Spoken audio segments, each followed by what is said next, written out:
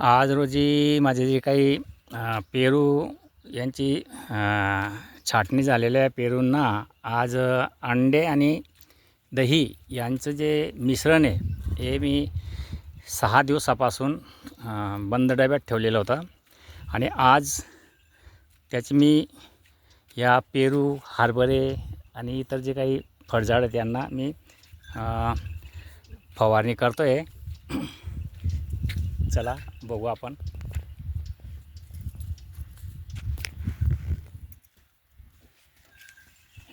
आता हा अंडे आणि दह्याचं जे मिश्रण कालवण हे 6 दिवसापासून बंद डब्यात ठेवलेलं होतं. आता हा 20 लिटरचा पंप आहे. याच्यामध्ये 300 ml ते मिश्रण घेतलेलं आहे. 20 लिटरच्या या पंपात 300 ml हे घेतलेलं आहे. आपलं जे काही पेरू आणि हरभरा ही परत तिकडच्या क्षेत्रामध्ये सफरचंद,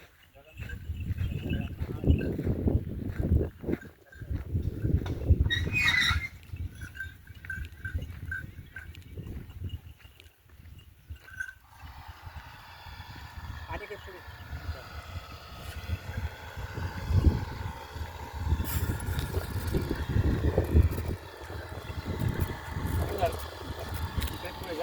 पुढे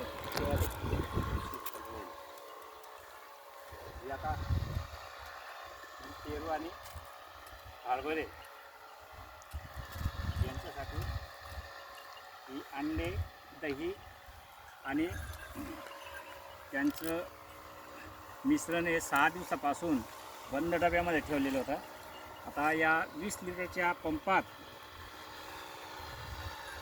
300 ml असं प्रमाण घेतलेलं आहे.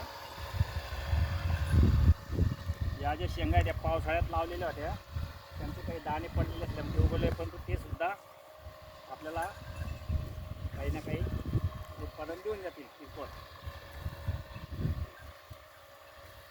हे बघा या पद्धतीने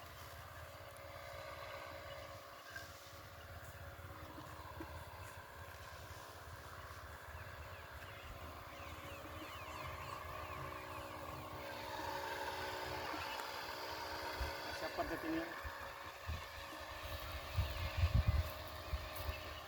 दही, अंडे, पाणी, त्याच्यात मी गोमूत्र आणि गूळ हे काही टाकलं नाही, पण पुढच्या फवारणीच्या वेळेस हे पण टाकेल. पहिल्याने याचा रिझल्ट काय आहे हे बघेल मी.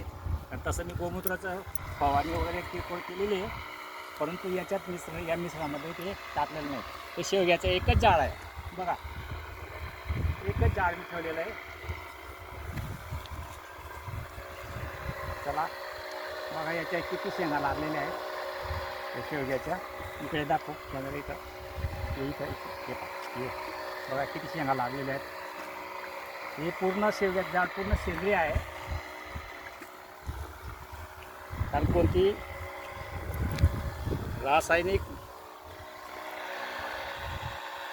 याची फवारणी न करता, रासायनिक खते न देता आपल्याला हे पूर्ण 100% सेंद्रिय पद्धतीने याचं उत्पादन घेण्याचं 14 वर्षापासून आपला प्रयत्न आहे आणि त्याला बऱ्याच अंशी मला ते यश पण आलेलं आहे. धन्यवाद मित्रांनो.